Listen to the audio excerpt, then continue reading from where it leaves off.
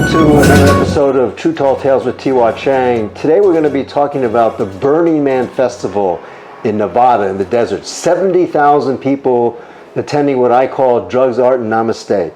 But we were lucky enough to get an exclusive interview. We had to track down somebody who went there, and when I finally found my wife Elaine who attended. So we're going to talk about Burning Man, which had 70,000 people showing up in the middle of the desert, and they've been doing this. Well, they started in San Francisco in 1986, and then they sort of expanded, and now it's this big deal where it's a festival where they burn this effigy at the end, but the people come and they dress in costumes, they do all this kind of stuff. But this year in particular, it rained, which made it the most memorable Burning Man in the history of the Burning Man Festival. Now, I guess 37 years. Mm-hmm. So, first of all, tell me, honey, Elaine, what's the purpose of Burning Man?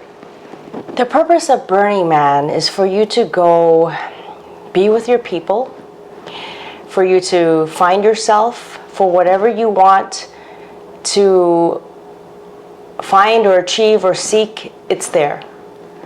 For you to invest your time, for you to invest your energy, because it's a lot of effort to get to Burning Man.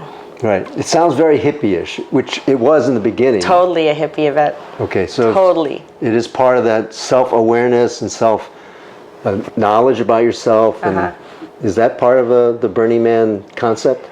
The Burning Man concept is really, there's 10 principles of Burning Man. And what I really feel happy about is that it's totally consensual. You know, there's a lot of people to manage, to control, to have arrive in a space that has nothing, because everybody that goes there has to fully prepare. When you say nothing, what is it like on the desert? It's a desert. It's alkaline dust. Just emptiness, nothing. Empty alkaline dust, nothing. No water, no electricity, no gas. Lots of sun. Lots of sun, lots of wind, lots of nature, and nothing dust, else. Right? The dust, there's sandstorms. To tell you the truth, I was actually very excited to go to Burning Man because I wanted to be in a sandstorm. Okay, did you experience that? Not a severe one. Last year there was a 5-hour sandstorm, but this year there's like little bits and pieces of a sandstorm, so I got to experience it. Right. Got to put on my cool goggles and my dust mask, and it was good. It was interesting. Did you have to cover up the eyes? You can't breathe either, right? But considering we experienced COVID, it's not a big deal. Right. So we're used to mask. But this year, you had rain. Yep. Right? And so what was that like? What was it when it rained? What happened? What was it like when it rained? Were you able to have the festival while it was raining? Because there were a lot of news reports about that you were told to shelter in place. And we did. And I remember calling you asking if I should do a rescue mission. You said you're fine. Yeah. And so this particular Burning Man was unique in the history of the Burning Man because it rained and it created this big mess, and you were told to shelter in place. Shelter in place. And what was that like? What was it like? What were you doing when it rained? When I found out we should shelter in place, we were in the RV. I was in the RV because right before it rained, it was really windy, and I saw a lot of sand. It was like a sandstorm. So we were going to go out, but we decided not to go out because, okay, it's really windy, there's a sandstorm. So usually when you have a sandstorm, considering last year there was a 5-hour sandstorm, we're like, okay, we're going to stay in until it passes, because it passes. We decided to stay in, and before you know, it was like downpour of rain, and my campmates and I were hanging out in a common area that the camp had set out. It's covered with a tarp. Yeah, or something? It has a tarp and has a ground that's covered, but then the mud, the alkaline dust that turned into clay-like mud started going in, and then my campmates were shoveling it out to just try to keep it out, and everyone just stayed in and played cards, drank, and just hung out and laughed, and we were just together. So it kind of like shut down the festival, right? Okay. What was the mud, after the rain, what was that mud like? Was it like clay, or what was it like? The mud became clay. and people were building sculptures out of it. They were phallic sculptures, they were funny sculptures, they were just, well, it is an art festival, so people turned mud into art. So, but this mud, you said you describe it as clay. Yeah. Is it like the stuff you make pottery out of? Like Yeah. that thick? It felt thick like that because as we took each step, the clay-like mud would build on our shoes, and as we took each step, it would build onto our shoes and got heavier and heavier. So by the time you took several steps, it would be like about 5 pounds of this substance stuck to your shoe. So luckily, we had black garbage bags, the industrial strength big black garbage bags, and we put them on our legs and we created black thigh-high boots. So like duct taped it to your legs and stuff? Yeah, we had black tape so it just looked like a fashion. So we made it work. when this happened, a number of people escaped from Burning Man. Chris Rock, DJ Diplo, and there were a lot of reports about shelter in place. So were you ever concerned about your safety, or was it the people who were prepared versus the people who weren't prepared? I was 100% not worried at all because I was having a great time. And as you know, these things pass. It doesn't last forever. Plus you're in an RV with extra water, extra food, right? Oh, yeah. This is my first time going to Burning Man. And I never ever thought I would go to Burning Man because of the things I heard about the dust, about the water, about the showers. But Or the lack of showers. well, it's like it needs water. And How many showers did you take in the 2-week period? I took one shower. One shower. I took one shower, but we had baby wipes. We had baby wipes.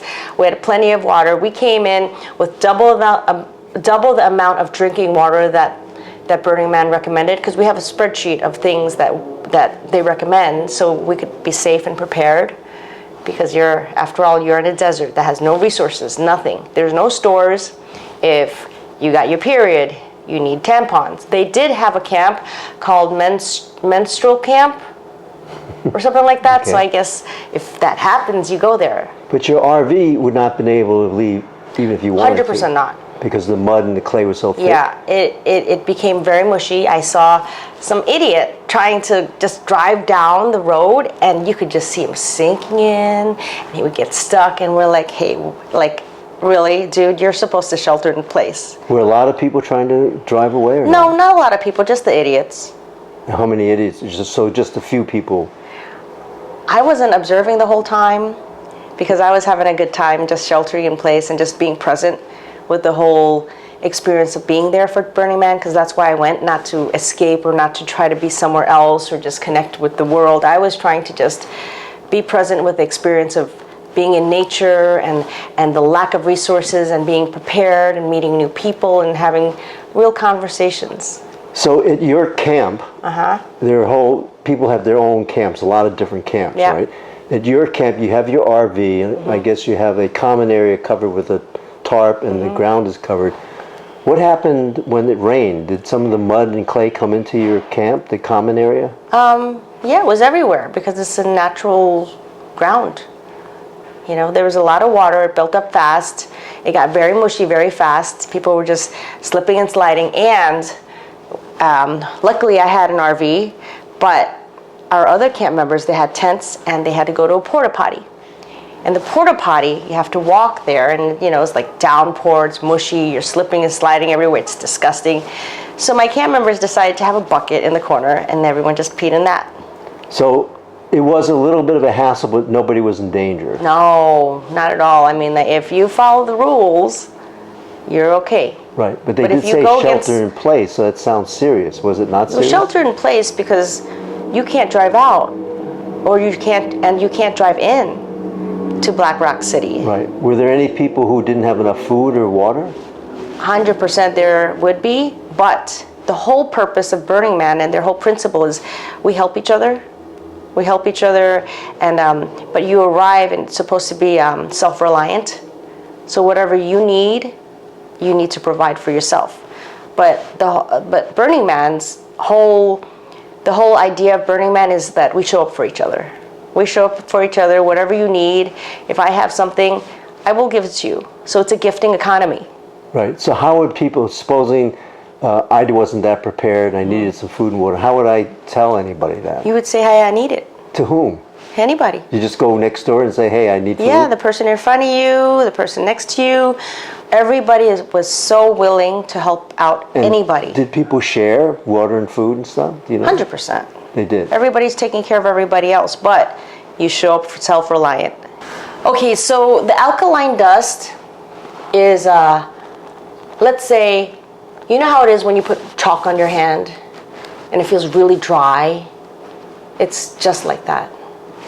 So I came prepared. I had, let's say, I had moisturizer, and just any moisturizer wouldn't work. You have to have like thick, like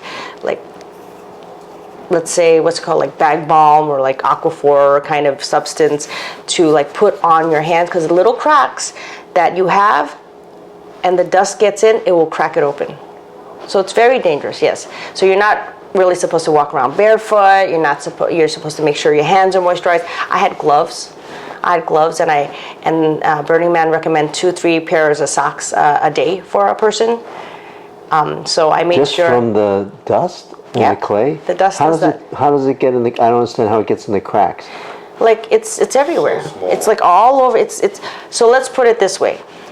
We drove the RV in, and before we got into Black Rock City, there was dust coming up, and the RV was not sealed with tape. Right. And because most people that come in with an RV, they seal the windows with, let's say, painter's tape or gaffer's tape. But some of the spaces are not sealed because you don't really know how the walls and the floor meet. The dust would come up. And I specifically remember when I was in the bathroom, there was a Kleenex box, and I pulled off that paper label, and inside there was this dust. And I was like, wow, how did it get in there? So there's a lot of dust everywhere. But after rain, what happened to all that dust inside? Nothing? Well, if you don't clean it up, it's still in there. Yeah. Outside, it's, mushy. Yeah. So it put a damper on the festivities. It slowed things down then more than anything else. Well, it rained for a day and a half. After that, you just had to be patient. It's a patience exercise, and it dries up. Yeah. Okay. They brought us closer because, we were just cracking jokes.